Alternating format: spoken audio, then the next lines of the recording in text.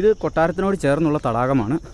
ഇതെല്ലാം കരിങ്കല്ലിൽ കൊത്തിയെടുത്ത കൈവരികളും ഈ ഒരു പടവുകളുമെല്ലാം ഈ ചുവന്ന കല്ലിൽ കൊത്തിയെടുത്തതാണ്.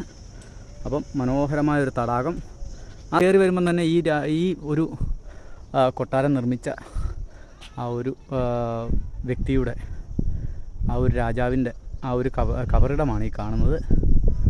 അത് നമ്മുടെ നാട്ടിലെ തുളസിത്തറ പോലെ ഇവിടെ പൂജ്യമായിട്ട് കരുതുന്ന ഒരു സ്ഥലമാണ്. അതുകൊണ്ട് തന്നെ ഇവിടെ അങ്ങോട്ട് പ്രവേശിക്കണമെങ്കിൽ ഷൂ ഒക്കെ ഊരി വെച്ച് കയറണം എന്ന് പ്രത്യേകം അവിടെ എഴുതി വെച്ചിട്ടുണ്ട്.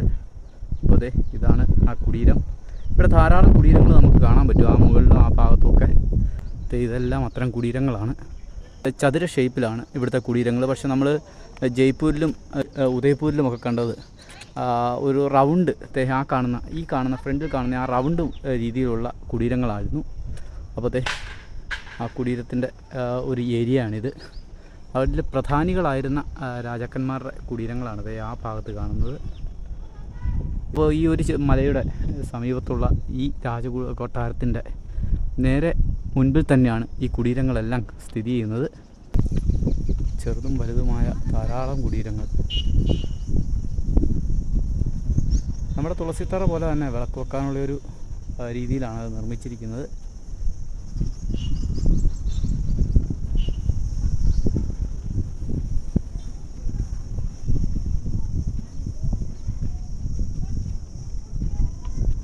നമ്മൾ പല ശവകുടീരങ്ങളും കണ്ടിട്ടുണ്ടെങ്കിലും ആദ്യമായിട്ടാണ് വെണ്ണക്കല്ലിൽ തീർത്ത, മാർബിൾ കല്ലുകളിൽ തീർത്ത ഒരു ശവകുടീരം, അത് മാർബിളിൻ്റെ കേന്ദ്രമായ രാജസ്ഥാനിൽ തന്നെ നമ്മൾ കാണുന്നത്. അപ്പോഴത്തേ നമ്മൾ കൊട്ടാരത്തിന് സമീപത്തേക്ക് എത്തിയിട്ടുണ്ട്. ഇതാണ് ആ വെണ്ണക്കല്ലിൽ തീർത്ത കൊട്ടാരം. വളരെ മനോഹരമായ കൊട്ടാരം.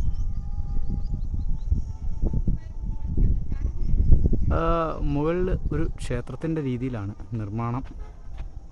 പക്ഷെ ബാക്കി ഭാഗങ്ങളൊക്കെ ഒരു കൊട്ടാരത്തിൻ്റെ രീതിയിൽ തന്നെയാണ്. അപ്പോൾ നമ്മളതിൻ്റെ ഉള്ളിലേക്ക് കയറാൻ പോവുകയാണ്. ഈ ചുവപ്പ് കല്ലിലുള്ള പടവുകളൊക്കെ കയറി നമ്മൾ മുകളിലേക്ക് ചെല്ലുമ്പോൾ കാണുന്നത് പൂത്തുലഞ്ഞു നിൽക്കുന്ന കൊന്നകളാണ്, കൊന്നപ്പൂവാണ് കേട്ടോ. നിറയെ കൊന്നയാണ്.